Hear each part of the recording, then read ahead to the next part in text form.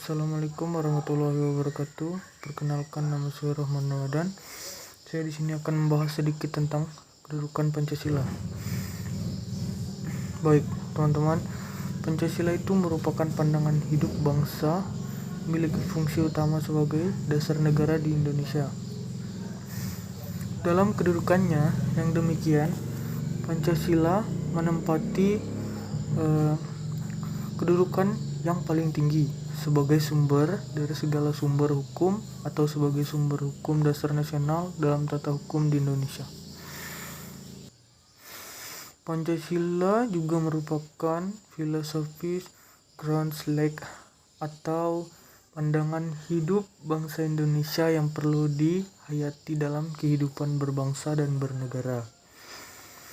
Seperti namanya, Pancasila memiliki 5 nilai dasar, yaitu ketuhanan, kemanusiaan, persatuan, kerakyatan, dan keadilan.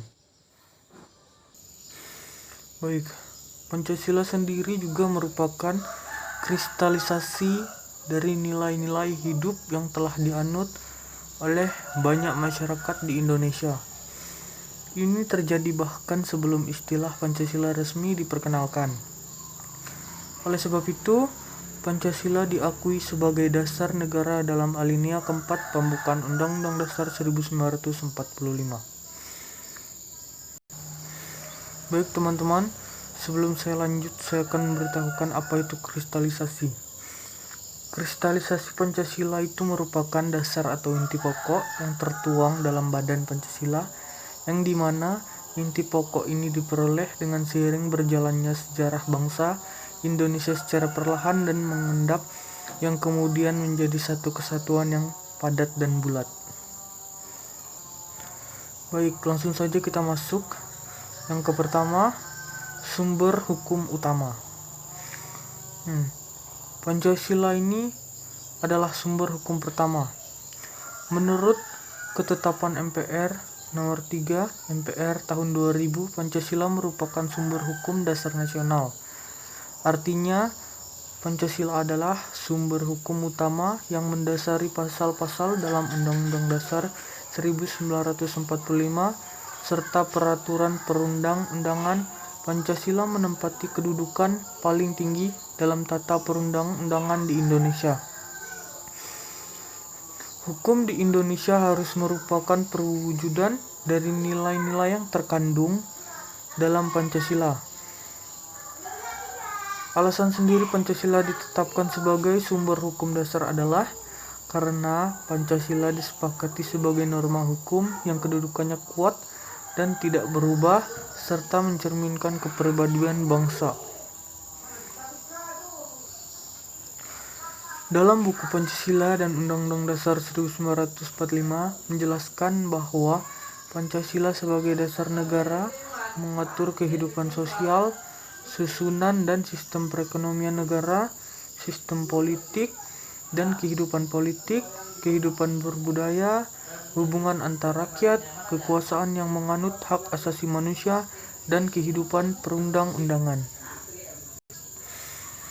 Baik, kita lanjut. Yang berikutnya, sumber tujuan nasional. Setiap negara yang merdeka pasti memiliki tujuan pembangunan yang jelas. Tentunya, dalam pembukaan Undang-Undang Dasar 1945, tujuan nasional negara Republik Indonesia tertuang dalam alinea keempat yang berbunyi seperti ini, teman-teman. Melindungi segenap bangsa Indonesia dan seluruh tumpah darah Indonesia, dan untuk memajukan kesejahteraan umum, mencerdaskan kehidupan bangsa, dan ikut melaksanakan ketertiban dunia yang berdasarkan kepada kemerdekaan, perdamaian abadi, dan keadilan sosial. Jadi ini dihafal ya teman-teman. Kalau ada yang tidak hafal, aduh, kacau nih. Baik, selanjutnya selanjutnya kita langsung saja ke norma. Yang selanjutnya itu norma tertinggi. Apa sih norma itu? Norma adalah aturan atau ketentuan yang mengikat suatu masyarakat seperti yang telah disebutkan sebelumnya.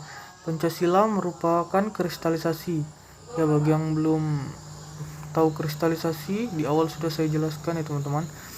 Dari norma-norma, Pancasila merupakan kristalisasi dari norma-norma yang telah berlaku di dalam masyarakat sejak zaman dahulu. Di Indonesia, Pancasila berada pada puncak piramida norma. Piramida artinya Pancasila itu memiliki posisi yang paling teratas, teman-teman. Kemudian Pancasila lah yang menjadi panduan dalam membangun karakter bangsa, pengendali tingkah laku agar tercipta masyarakat Indonesia yang berdasar kepada ketuhanan yang Maha Esa, kemanusiaan yang adil dan beradab, persatuan Indonesia, dan kerakyatan yang dipimpin oleh hikmat, kebijaksanaan dalam permusyawaratan perwakilan, serta keadilan sosial bagi seluruh rakyat Indonesia. Baik teman-teman, mungkin sampai di sini saja yang dapat saya sampaikan. Kurang dan lebihnya mohon dimaafkan. Wassalamualaikum warahmatullahi wabarakatuh.